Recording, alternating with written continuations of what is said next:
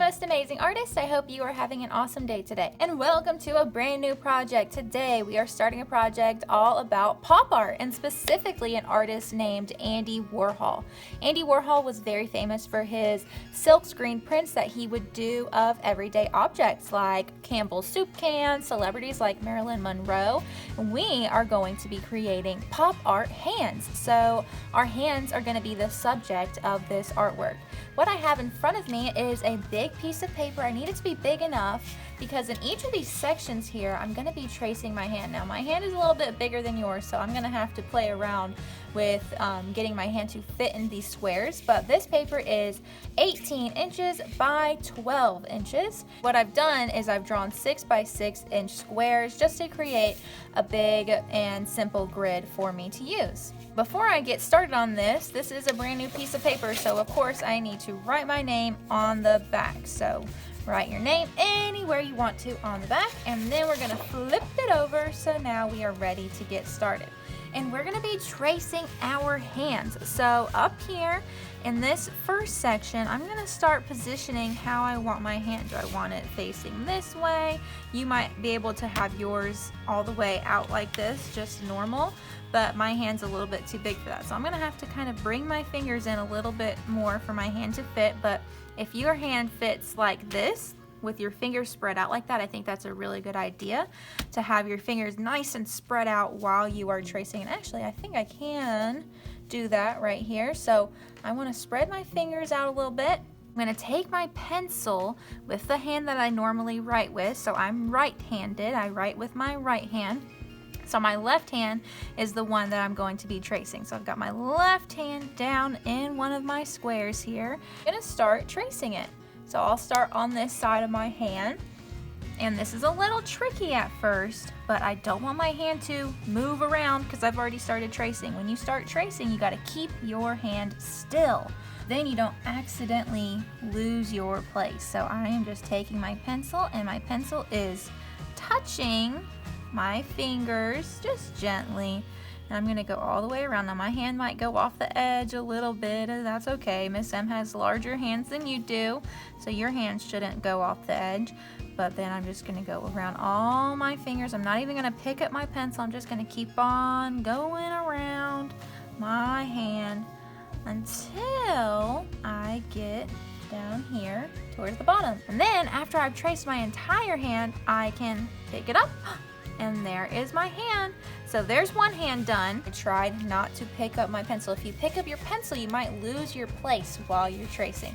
So over here, my hand's going this way, so maybe I want my next hand to go the opposite direction. Maybe you want your hand to be upside down. There's lots of different ways that you could do this.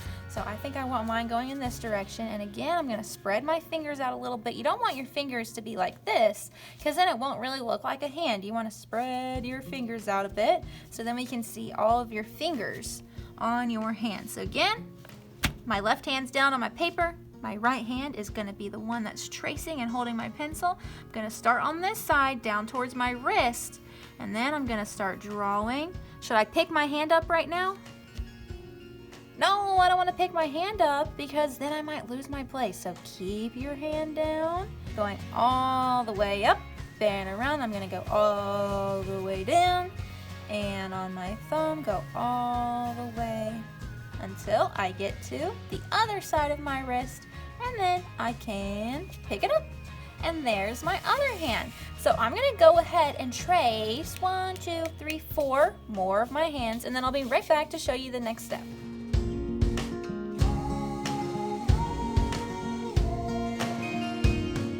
I just finished tracing all 6 of my hands, and I tried to kind of do a pattern of what direction they're going in. So this one's going to the right, left, right, left, right, left over here. But you can trace your hands in any kind of direction or pattern that you want to. So after you get done tracing your hand, we are going to get some paints out. So what I have is dirty old SpongeBob. We want to keep him in his metal home here. Do not take SpongeBob out because he's very dirty. And then we have a water cup because we are going to be painting these hands with tempera paint. So this is our paint that we're going to use, and when you get yours, you're going to take the lid off very carefully and set it off to the side, and we are ready to begin painting. So, to paint this, you can choose any colors that you want to. The most important thing with painting is two things, actually. One, we want to take care of our beautiful ballerina paintbrush, of course. Please do not squish her little tippy toes. You're going to break them, and you'll give her a bad hair day if you want to think of it that way. So just be careful and make sure your paintbrush is dancing across your paper just like a ballerina would dance across a stage. And the second most important rule while you're painting is to always clean your paintbrush before getting a new color. So let's say I have blue on my paintbrush and I want to switch to red. Can I just go ahead and grab red with blue on my paintbrush? No, because then I'm gonna mess up my pretty and beautiful palette over here. This is a nice clean palette. There's no colors mixed together. They're all separated. That's what we want. We want to keep it like that. So before getting red, I need to clean the blue off of my paintbrush. And to do that, I'm going to draw an X in the bottom of my water cup.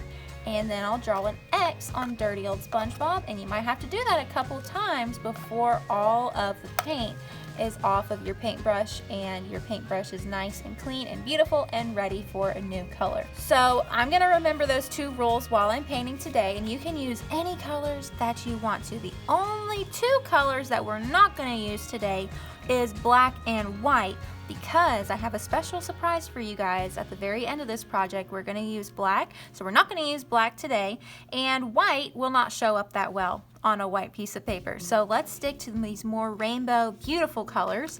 And you could do a pattern of colors. You could stick to just warm colors, reds, orange, yellows, and blue, or pinks, not blue, sorry. Blue is a cool color, and that's another one that you could do, is all cool colors, blues, purples, and greens. Or you can mix and match.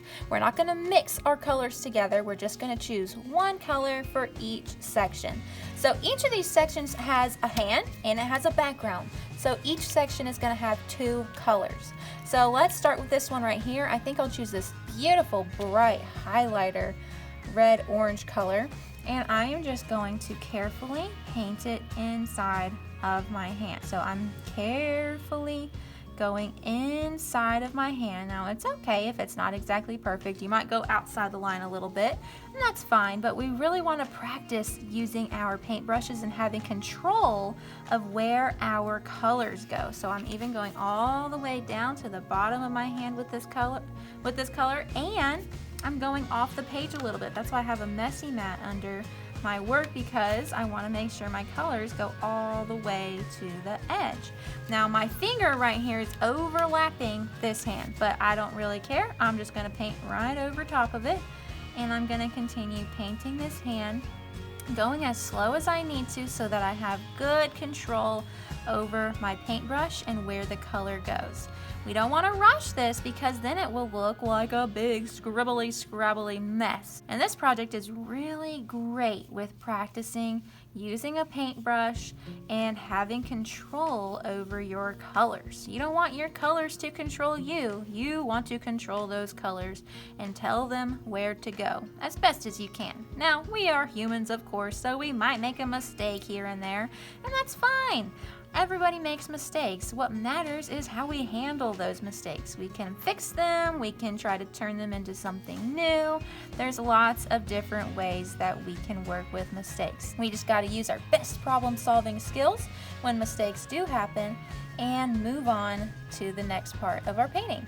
So I'm almost done with this hand, and I'm just taking my time, going slow as I need to make sure that my colors are not controlling me, and I am controlling those colors, and I'm taking care of my ballerina paintbrush at the same time. Okay, I just finished painting my hand, and it's looking really cool. I love those bright, bright colors.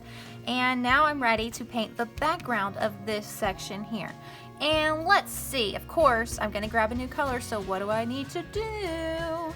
I need to clean my paintbrush. So draw an X in the water cup, draw an X on Dirty Old SpongeBob a couple times until all that color is gone, and I'm ready to grab a new color. I think I'll choose a cool color, and I want to do this glittery blue.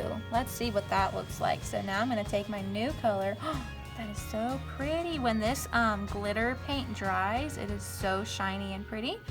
And now I'm going to use this color and I'm going to go around my hand, and I'm going to try not to mix this blue into the color of my hand. So I really got to go slow and take my time and show my color where I want it to go. And I don't want the blue to go on my hand. I just want this blue in the background. Because remember, we're not mixing colors today.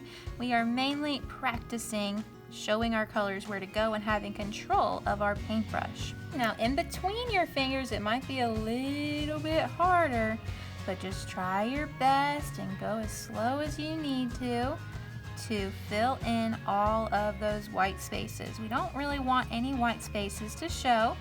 It's okay if you have a couple, but let's try to fill them in as best as we can. And for these really skinny sections right here, if you have too much paint on your paintbrush, then it's going to be very hard to get in between those sections. So what I like to do is kind of like drip drip, wipe it on the lip, but not the lips on your face, right? We want to wipe it on the lip or the outside edge of our paint tray. So if you have too much paint, you can just wipe it off. So we really don't need that much in these skinny sections right here. And I'm just gonna carefully go right in between with my blue color. Same for inside, in between your fingers. We gotta be very careful. We don't need a lot of blue. We don't need a lot of our background color on our paintbrush. Just a little bit will go a long way. And these bigger sections are a lot easier because you can just grab some paint and paint, paint, paint all the way to the edge. Remember to go all the way to the edge. And then when you get to your hand again, just be very careful and go slow. All right, there is my first hand and background done.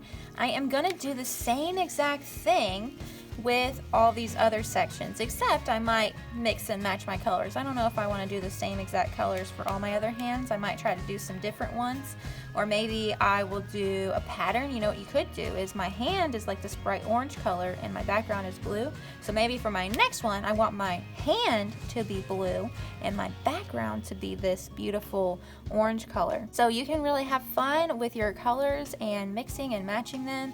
But remember, we're not going to use black or white because we don't need those today, just these bright, beautiful rainbow colors. So I'm going to go ahead and speed this up because I think you guys are catching on. I'm going to finish painting all the rest of my hands, and then I'll be right back to show you what it looks like.